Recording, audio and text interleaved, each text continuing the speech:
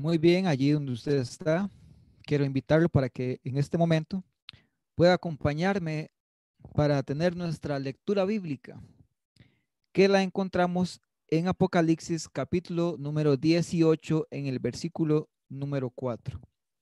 Apocalipsis 18, capítulo 18 en el versículo número 4.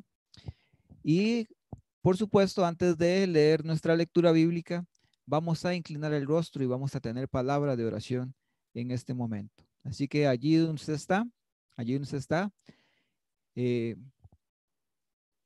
serénese un poquito, deje las cosas tal vez que están ocurriendo ahí en la casa, que se detengan un momento y vamos juntos a ir a orar, pedirle al Señor que nos dirija en esta ocasión. Así que vamos a inclinar el rostro y vamos a orar.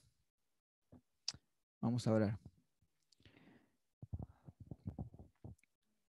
Padre eterno que estás en el cielo, muchas gracias, Señor, por la oportunidad que tú nos das en esta ocasión, Señor, de presentarnos delante de tu presencia, Señor. Te damos gracias porque hasta aquí, Señor, tú nos has cuidado. Hasta aquí, Señor, nos has guiado, nos has dado tu Espíritu Santo, has conducido a tu pueblo, has conducido a tu iglesia y nos has dado, Señor, las cosas que hasta el día de hoy necesitamos para seguir adelante. En medio de esta crisis, en medio de todas estas circunstancias que están a nuestro alrededor, no tenemos por qué sentirnos solos, no tenemos por qué sentir desconfianza, porque tú estás con nosotros. Dirígenos ahora, Señor, al caminar por las palabras de tu sagrada escritura, que podamos extraer de ella enseñanzas para la vida y para la vida eterna. En el nombre poderoso de Jesús. Amén. Muy bien. Nuestra lectura bíblica la encontramos en Apocalipsis 18 en el versículo 4 y dice de la siguiente manera. Con su Biblia en mano vamos a leer lo que dice el versículo número 4. Oí otra voz del cielo que decía, salid de ella, pueblo mío, para que no seáis partícipes de sus pecados, ni recibáis parte de sus plagas. Tremenda cita bíblica. Esta cita bíblica nos recuerda a nosotros ese momento en el que el Señor va a hacer un llamado, un último llamado a su pueblo que aún está en las iglesias populares, que aún no ha llegado al conocimiento de la verdad. En esta oportunidad, hermanos, el tema que queremos compartir con ustedes responde a una pregunta: ¿cómo defender nuestra fe? ¿Cómo mantener en alto nuestros principios, esas verdades poderosas de la palabra del Señor que nuestra iglesia adventista del séptimo día predica y presenta? ¿Cómo? ¿Cómo usted y yo podemos mantener en alto esa doctrina, esa fe, esa enseñanza que usted y yo tenemos? Para eso tenemos que entender que existen dos pueblos, que existen dos iglesias. La primera de ellas se describe en en el libro de Mateo capítulo 16. Así que le voy a invitar para que usted me acompañe con su Biblia y vayamos juntos al libro de Mateo en el capítulo número 16. Dice allí, Mateo, busquen su Biblia para que juntos podamos caminar por la palabra en esta mañana.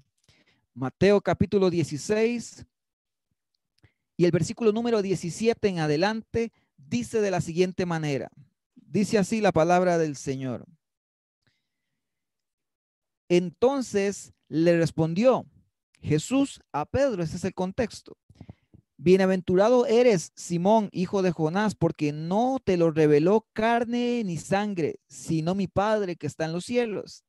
Para entender un poco el contexto de esta cita, recuerde que Jesús le estaba preguntando a sus discípulos, ¿quién dice la gente que soy? ¿Y quién dice vosotros que yo soy? Y ahí es cuando Pedro le responde, tú eres el Cristo, el Hijo del Dios viviente, lo que dice en el versículo número 16.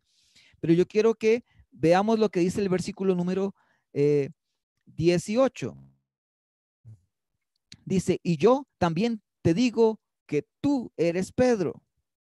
Hace una coma la palabra del Señor.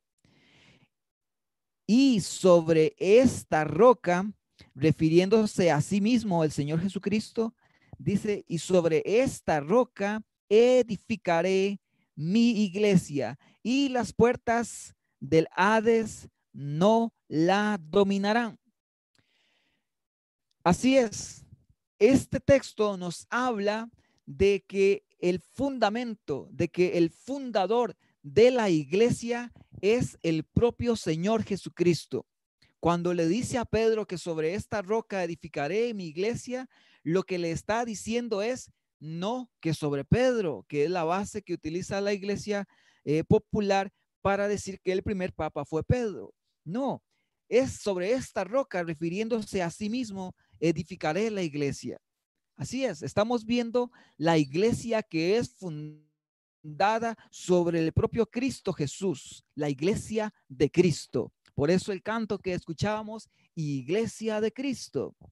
También quiero que usted me acompañe al libro de Romanos y vamos a leer allí en el capítulo número 8, Romanos capítulo número 8, en los versículos 14 en adelante. ¿Cuál es esa característica especial que deben de tener aquellos que profesan ser iglesia de Cristo? Romanos capítulo 8 en el versículo 14 en adelante dice, todos los que son guiados, tome su Biblia, sígame en la escritura, todos los que son guiados por el Espíritu de Dios son hijos de Dios. Pues no habéis recibido el espíritu de esclavitud para estar otra vez en el temor, sino que habéis recibido el espíritu de adopción, por el cual clamamos, Abba, Padre, Abba, Padre. Dice el versículo 16, el Espíritu mismo da testimonio a nuestro espíritu de que somos hijos de Dios. Hijos de Dios. Así es, usted y yo somos parte de la iglesia de Cristo. Usted y yo somos la iglesia de Cristo, esa iglesia que el mismo Señor Jesucristo fundó en la tierra. ¿Por qué? Porque ahora se experimenta en la vida nuestra un proceso que se llama la conversión. Y es allí donde el Espíritu Santo empieza a tomar parte activa en la vida del creyente y lo va transformando hasta que llegamos a ser hijos de Dios. Una cita más, Segunda de Corintios, unas páginas más adelante, la carta a los Corintios, la segunda carta a los Corintios en el capítulo número 5, en el versículo número 17, nos dice cuál es el resultado de esa conversión que usted y yo experimentamos al ser parte de la iglesia que Cristo fundó. Y es allí donde dice el versículo número 5:17. Segunda de Corintios 5:17 dice, de modo que si alguno está en Cristo, nueva criatura es. Las cosas viejas pasaron y aquí todas son hechas nuevas. Así que Cristo establece su iglesia, te invita a ser parte de esa iglesia, a usted y a mí, a través del proceso de la conversión, la obra del Espíritu Santo, pero el resultado de ese proceso es que usted y yo llegamos a ser hijos de Dios, o sea, nuevas criaturas en Cristo Jesús. Efesios capítulo 2 en el versículo número 19 dice de la siguiente manera, unas páginas más adelante, la carta a los Efesios, capítulo 2 en el versículo número 19 y 20. Dice, por eso ya no sois extranjeros. Ya no sois extranjeros ni forasteros, sino que ahora somos conciudadanos de los santos y miembros de la familia de Dios. Y mire lo que dice el versículo 20, edificados sobre el fundamento de los apóstoles y los profetas, siendo la principal piedra del ángulo Jesucristo mismo. Mire, este es un proceso total que nos está describiendo la palabra del Señor. Está describiendo cuál es su iglesia, está identificando no solamente los aspectos generales de su iglesia, sino aquellos que componen su iglesia. Una iglesia establecida por Cristo, número uno. Una iglesia en la que los que forman parte ingresan en un proceso de conversión, un proceso de cambio y llegan a ser nuevas criaturas, hijos de Dios. ¿Por qué todo ese proceso llega a ser un éxito? Porque la primera piedra que se puso fue Cristo. Y al final, en el proceso, nosotros también somos edificados sobre ese mismo edificio que es la iglesia. Hay otras formas en las cuales el apóstol presenta y también nos habla de un cuerpo. Usted y yo somos parte del cuerpo de Cristo. Usted y yo somos la iglesia. La iglesia se expresa en forma individual. Usted es la iglesia, yo soy la iglesia, pero también la iglesia como un colectivo es representativa de ese cuerpo de Cristo. Entonces, la iglesia no solamente es el ente colectivo donde todos somos integrantes, sino que la iglesia también es usted de manera individual. Es algo dinámico la iglesia. Pero, ¿qué tiene que saber la iglesia en este tiempo que estamos viviendo? Bueno, la iglesia tiene que saber que tenemos un enemigo que en su afán de hacer todo lo que contraríe a Dios y en atacar a Dios, también va a atacar todo aquello que se entreponga entre Dios y el objetivo que él tiene, que es dañar a Dios.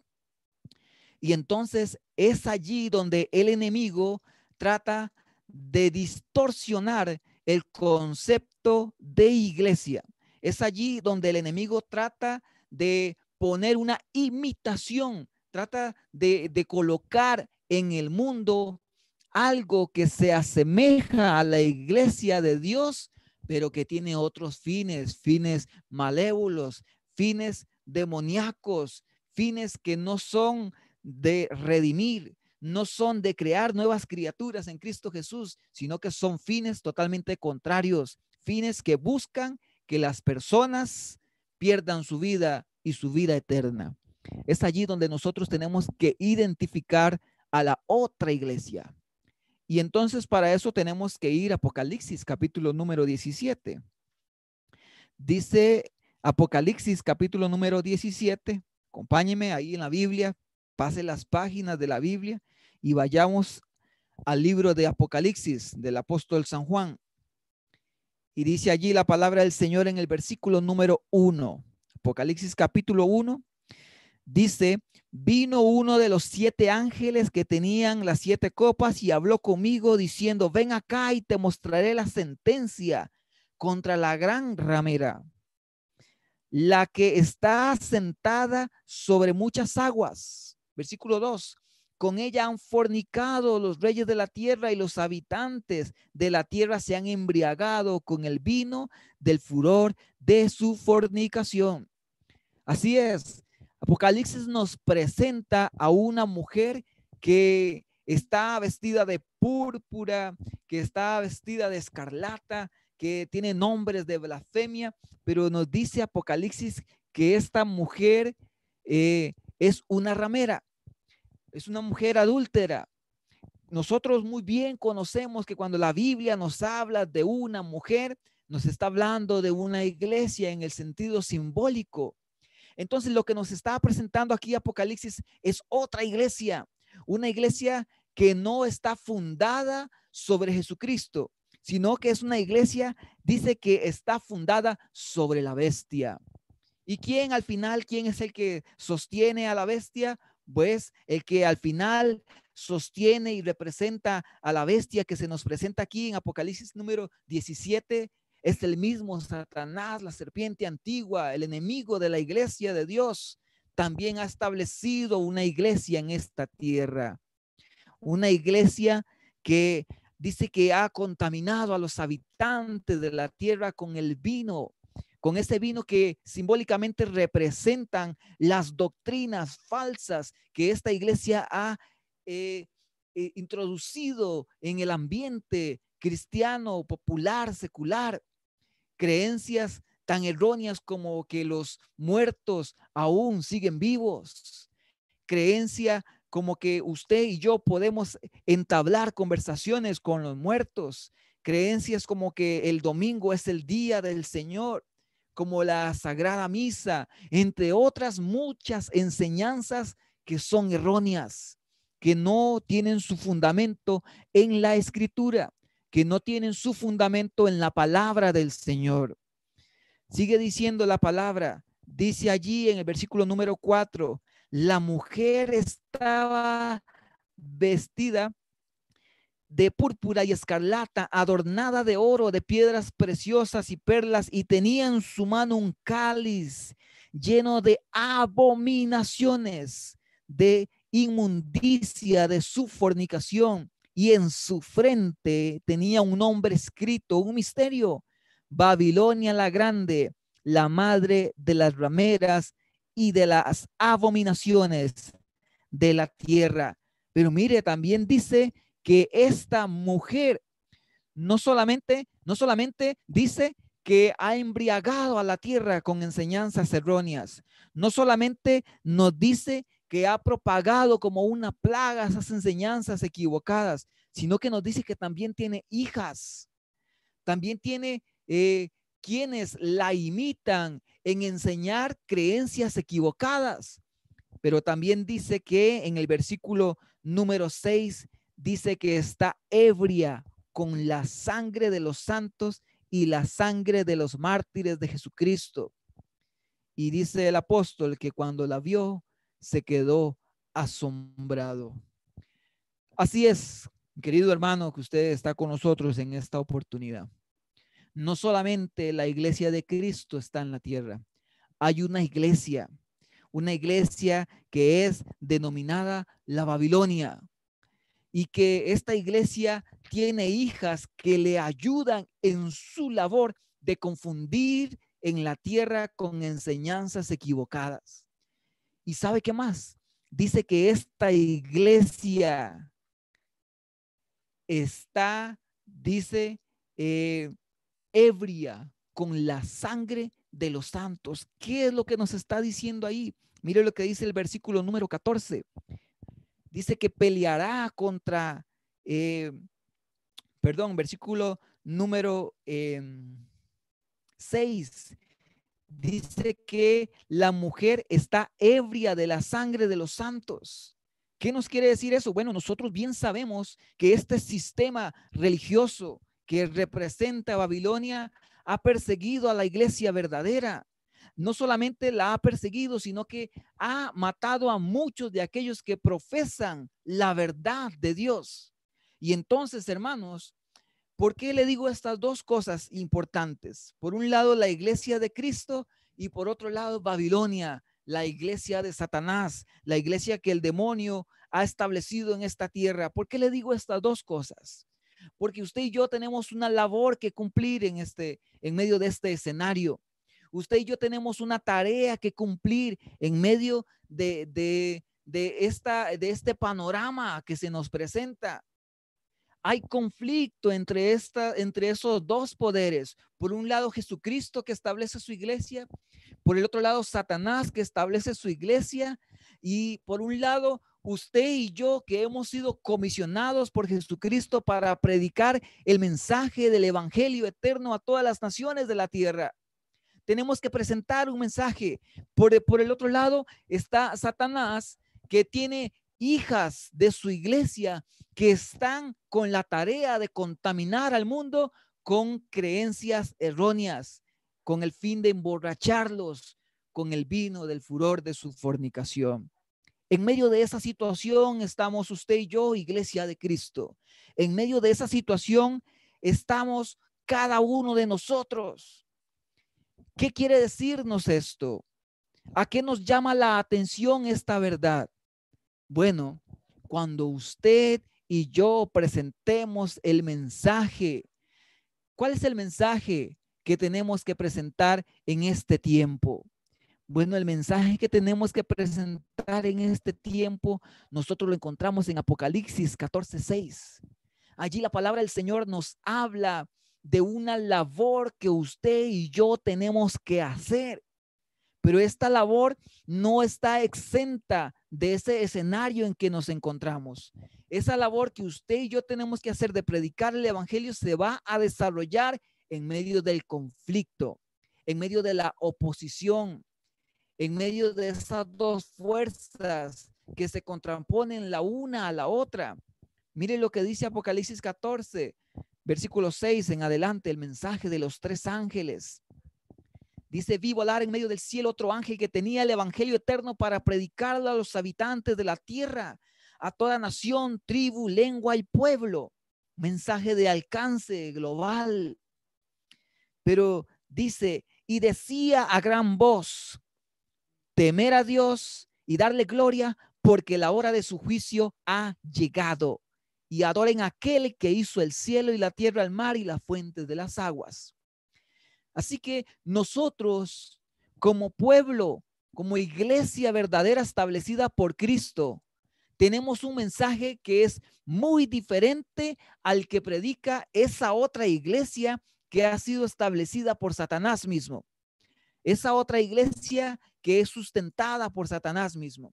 Usted y yo tenemos un mensaje que es muy diferente. Un mensaje que no es popular. Es muy común que usted escuche en las iglesias populares mensajes livianos, mensajes de que Cristo te ama, de que todo va a estar bien y sobando la cabeza de los creyentes. Un mensaje muy light, un mensaje que no va acorde a lo que la Biblia nos dice. En contraposición a eso, usted y yo que pertenecemos a la iglesia verdadera tenemos que presentar un mensaje que de buenas a primera, es cierto, nos habla del evangelio eterno, pero también nos habla de juicio. Nos habla de algo que no es popular. Nos habla de algo que de buenas a primera va a ser resistido. Y si el mensaje terminara allí, tal vez fuera un poco sencillo, pero el mensaje sigue y dice, y le siguió otro ángel diciendo, ha caído Babilonia, la gran ciudad, porque ha hecho beber a todas las naciones del vino del furor de su fornicación. Así que en nuestro mensaje tenemos que señalar ese otro sistema, esa otra iglesia o esa otra agrupación de iglesias, la madre con sus hijas que está enseñando cosas erróneas. Tenemos que señalar y decir que según la escritura, que según la palabra profética en el profeta Daniel, ese sistema religioso ya no tiene el poder de la tierra. Se le fue dado por 1200 años, 1260 años, pero ya ese tiempo terminó. Y usted y yo tenemos que llamar la atención en nuestra predicación de que ese otro sistema está caído, de que ese otro sistema no puede salvar, de que ese otro sistema ya no es representante de Dios. Y cuando usted y yo hagamos eso, va a haber resistencia, va a haber oposición. Y si el mensaje terminara allí, tal vez sería fácil, pero el mensaje sigue adelante y dice, y un tercer ángel lo siguió diciendo que si alguno adora a la bestia o a su imagen y recibe en su marca en su frente o en su mano, él también beberá del vino de la ira de Dios que ha sido vaciado puro en el cáliz de su ira y será atormentado con fuego y azufre delante de los santos ángeles y del Cordero, y el humo de su tormento sube por todos los siglos de los siglos y no tienen reposo de día ni de noche los que adoran a la bestia, a su imagen, ni nadie que reciba la marca de su nombre. Ese es el mensaje que Dios le ha asignado a esta iglesia. Esa es la verdad presente que tenemos que predicar. Estamos viviendo en los últimos días.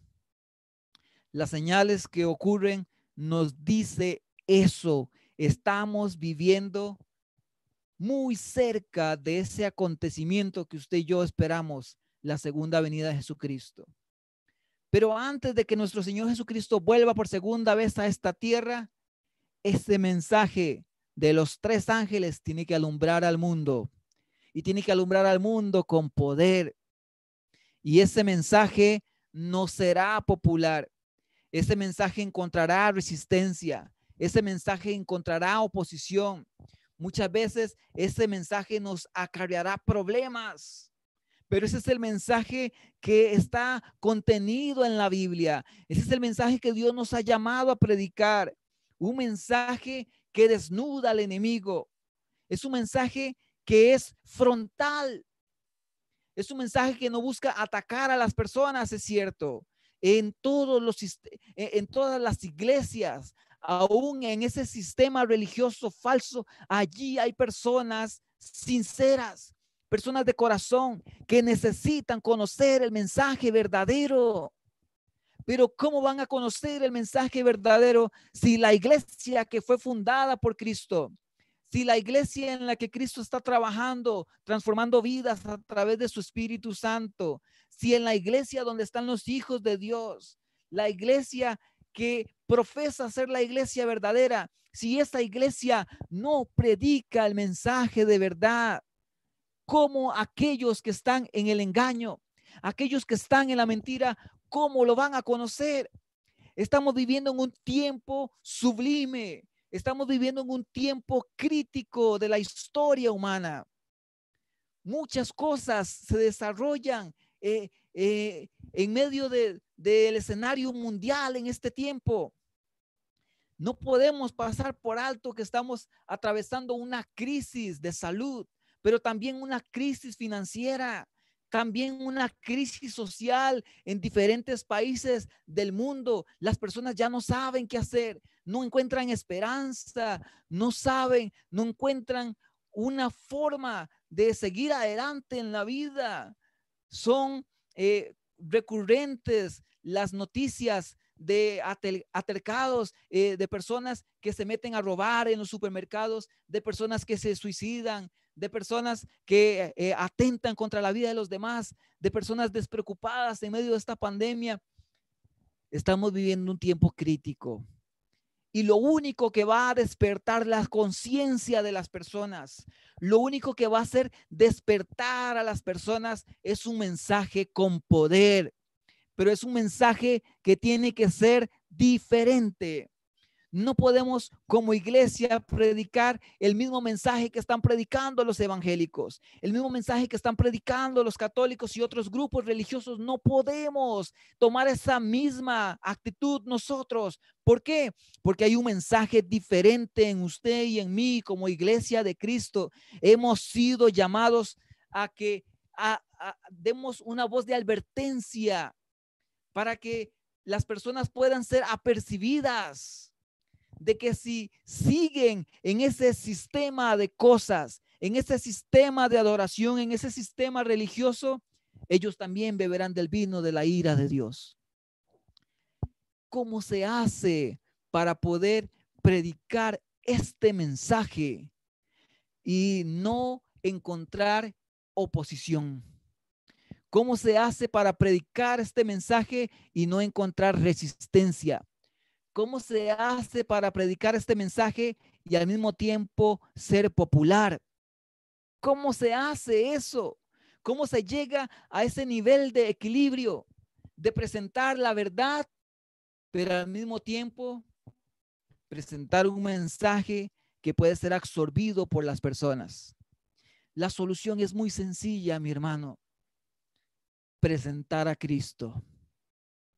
Pero no un Cristo de gracia barata que simplemente se limita a salvar a las personas y que cada uno viva como le da la gana. No. Nosotros tenemos que presentar a un Cristo que hoy está en el lugar santísimo. ¿Y qué es lo que está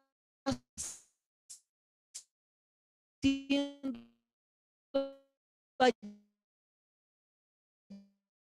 allí Jesucristo hoy?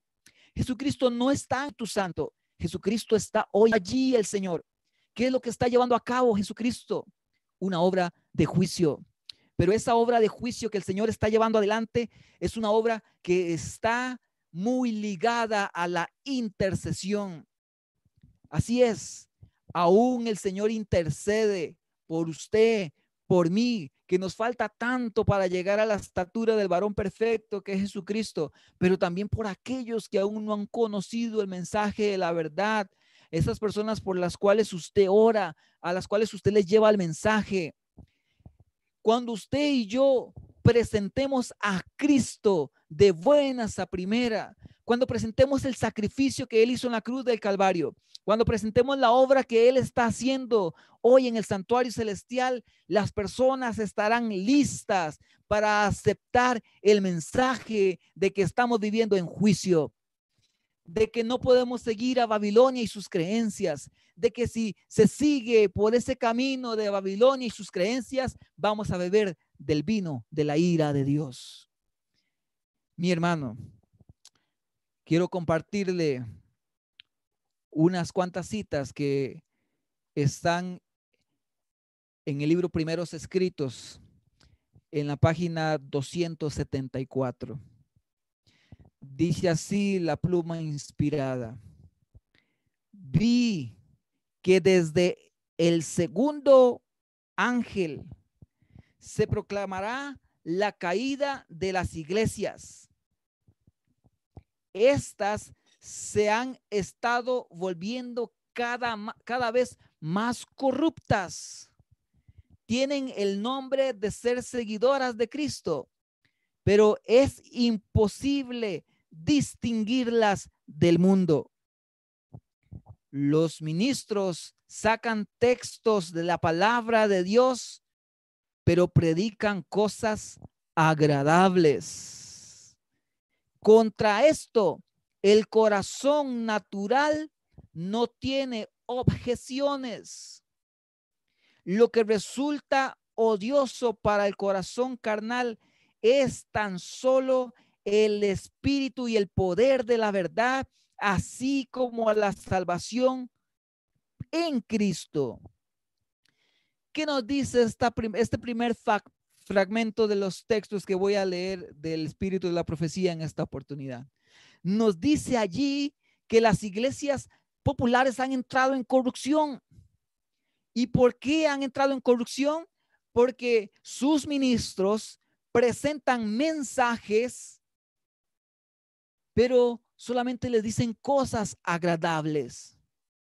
Y entonces dice el espíritu de la profecía que eso no provoca nada en el corazón humano, que lo único que va a provocar que el corazón carnal, humano, corrompido por el pecado, endurecido con un callo por el pecado, lo único que va a provocar que ese corazón se vuelva a Cristo es que se les presente la verdad como es en Cristo. Así es, mi hermano. De nada sirve que yo como pastor le presente a usted un mensaje muy liviano, un mensaje de que todo está bien. No puede ser así. Es cierto, tenemos que estar seguros en Cristo. En medio de toda esta crisis, nuestra mirada no tiene que estar puesta en las circunstancias, tiene que estar puesta en Cristo. Es cierto que a veces me voy a sentir agobiado, me voy a sentir confundido y tal vez no sepa qué hacer en medio de todo esto que está ocurriendo. Pero yo tengo que siempre tener mi confianza en que el que está al control de todas las cosas es Cristo. Él es el que está llevando los hilos de la historia adelante. Él no ha perdido el control de la vida humana, de la humanidad entera. Él no lo ha perdido. Y eso es lo que yo tengo que entender. Estamos viviendo tiempos difíciles, sí, pero cosas peores vendrán. Cosas más difíciles.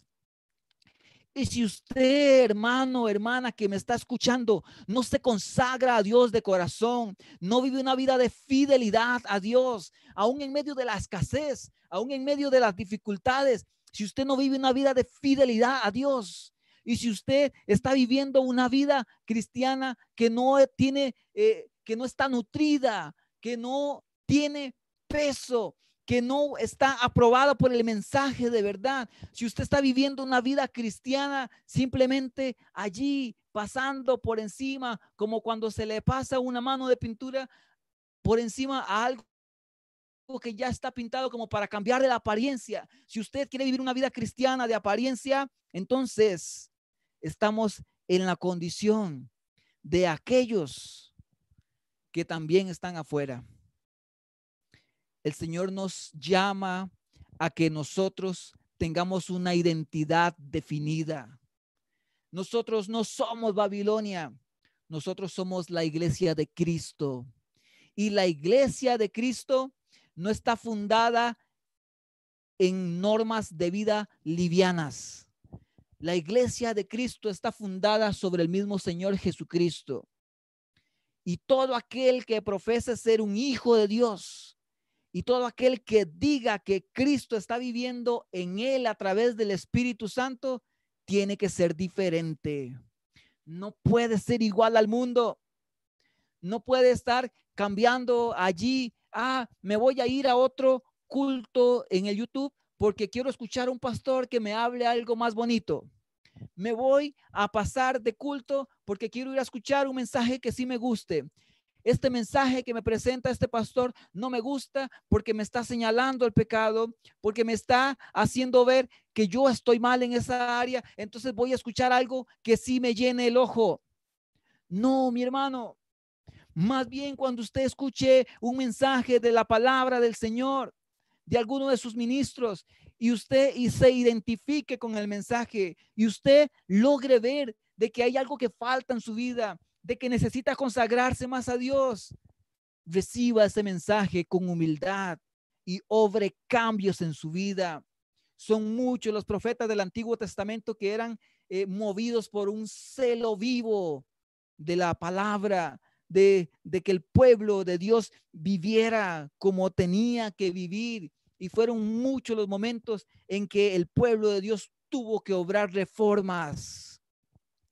Si usted y yo queremos ser partícipes del derramamiento del Espíritu Santo, que es lo que está guardando la iglesia para cumplir el fuerte pregón, déjeme decirle que si usted no vive una vida de consagración a Dios, se quedará esperando el derramamiento del Espíritu Santo. Dice la pluma inspirada que muchos estarán recibiendo la lluvia tardía del Espíritu Santo y otros no se darán cuenta porque se han conformado con una vida cristiana de apariencia, se han conformado con la forma, se han conformado con vivir simplemente de lo que otros dicen y no van ellos mismos a la palabra, a comer, a buscar qué es lo que Dios tiene para ellos. Están viviendo una vida espiritual prestada, no leen la Biblia, no saben ni siquiera qué es el espíritu de la profecía, no dan sus diezmos. El sábado es como cualquier otro día. Cristianos que profesan estar en el cuerpo de Cristo, que profesan ser parte de la iglesia de Cristo, pero su vida refleja otra cosa. Su vida refleja que aún están en la confusión, en la confusión. Qué triste, hermano, qué triste que usted y yo, conociendo la verdad, tal vez nos vayamos a perder por no llevar la verdad a la vida práctica. Y es que es allí donde se marca la diferencia. Una cita más quiero leer para ustedes. Dice, la profesión que hacen, estoy leyendo la página 274 de Primeros Escritos. La profesión que hacen sus oraciones y exhortaciones son abominación a la vista de Dios. Dijo el ángel, Dios no haya agrado en sus asambleas. Practican el egoísmo, el fraude, el engaño sin reprensión de su conciencia, sobre todo sus malos rasgos de carácter que arrojan sobre un manto de religión. Dice, me fue mostrado el orgullo de algunas iglesias nominales. Dios no cabe en sus pensamientos. Sus ánimos carnales se espacían en sí mismos. Adoran sus pobres cuerpos mortales y luego se miran con satisfacción y placer. Jesús y los ángeles los miran con enojo. Yo le recomiendo a que usted vaya a Primeros Escritos y lea ese capítulo de la página 274 hacia adelante. ¿Y por qué es importante que usted y yo conozcamos algunos rasgos de lo que ocurre allá en Babilonia? ¿Sabe por qué, mi hermano? Porque si yo que profeso estar aquí en la iglesia verdadera, pero mi vida lo que refleja es lo que ocurre allá en la confusión, entonces eso es una llamada de advertencia de parte de Dios. ¿Y cuál es la llamada de advertencia de parte de Dios? Bueno, ya la vimos en Apocalipsis capítulo 18 en el versículo 4. Sí, este versículo se va a aplicar en el futuro, cuando Dios, en medio del escenario de la ley dominical, cuando la iglesia predicará al mundo el último mensaje de advertencia, allí se va a aplicar ese mensaje: salid de ella, pueblo mío. Sí, allí es donde se aplica Apocalipsis 18:4, pero también tiene una aplicación hoy en tu vida. Si tú y yo no estamos viviendo conforme a la iglesia de Cristo, entonces Dios no espera hasta aquel día, sino que hoy mismo el Señor te dice: salga de allí, salga de esa condición, no se conforme a la forma en la que Babilonia predica, no se conforme a la forma en la que Babilonia le enseña a sus creyentes a vivir, porque tú eres diferente.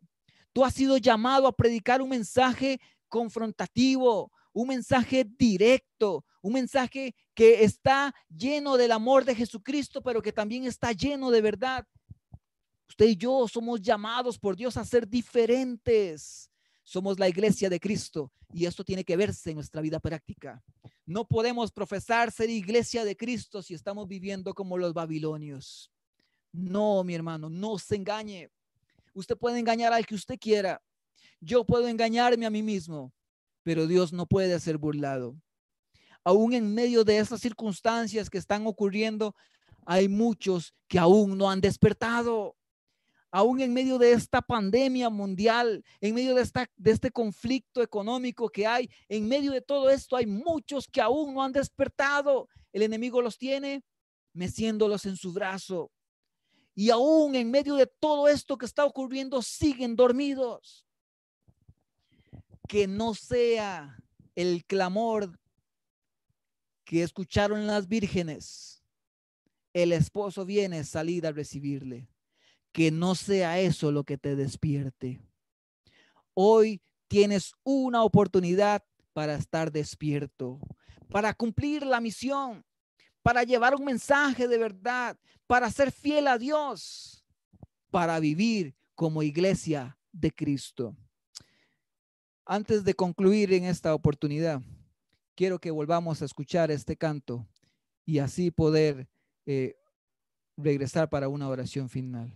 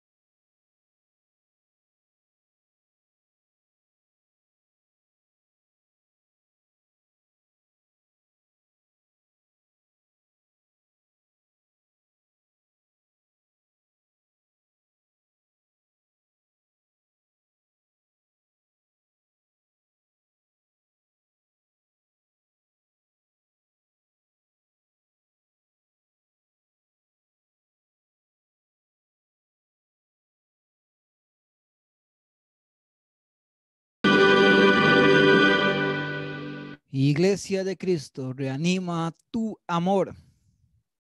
Quiero compartir una última cita para cerrar en esta mañana. Apocalipsis capítulo 17, en el versículo número 14. Dice desde el versículo 13, estos tienen el mismo propósito. ¿A quiénes está haciendo referencia el versículo? A los que están de parte de Babilonia. Estos tienen un mismo propósito. Entregarán su poder y su autoridad a la bestia. Pelearán contra el Cordero y el Cordero los vencerá, porque es Señor de señores, Rey de reyes, y los que están con él son llamados, elegidos y fieles. Así es, mi hermano. Las fuerzas de Babilonia, las fuerzas del mal se van a agrupar y como usted y yo sabemos, la tierra entera se maravillará en pos de la bestia. Todos ellos entregarán su poder a la bestia. Babilonia se agrupará y será una. Y nuevamente pelearán contra el Cordero, pero no van a pelear contra Cristo, sino que van a pelear contra el cuerpo de Cristo, que es su iglesia, que es usted y que soy yo. Sí, ese texto nos está hablando del último gran conflicto, donde solamente habrá dos posiciones, o con la iglesia de Cristo o con la bestia. Y dice que peleará contra el Cordero, peleará contra la iglesia, pero Cristo los vencerá. Y todos aquellos que estén de parte del Señor Jesucristo, dice que han sido llamados, elegidos y fieles.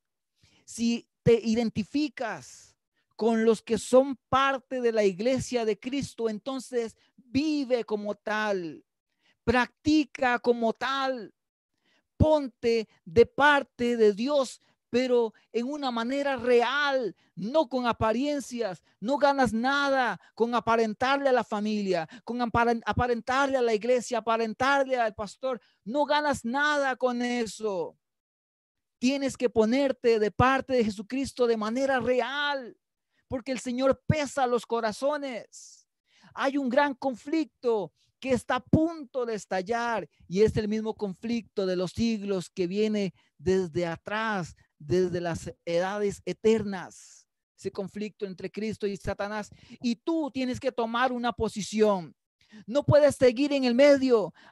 Hoy sí soy cristiano, pero mañana hago cosas que son de babilonios. Mañana hago cosas que no son de la iglesia de Cristo. Mañana practico cosas que se practican en el mundo. No podemos vivir en el centro. Tenemos que estar definido. O eres iglesia de Cristo o estás en el otro lado. Si esta mañana usted está con nosotros aquí, es porque el Espíritu Santo ha impresionado tu vida y estás hoy adorando en el día del Señor y Él te está llamando a una vida de consagración más pura, más leal. Reaviva tu fe, pon tus manos, pon tu vida entera en Jesucristo y Él hará. Que el Señor les bendiga, que podamos seguir adelante como iglesia de Cristo y que Él pueda hacer en cada uno de nosotros. Maranata, que el Señor les bendiga.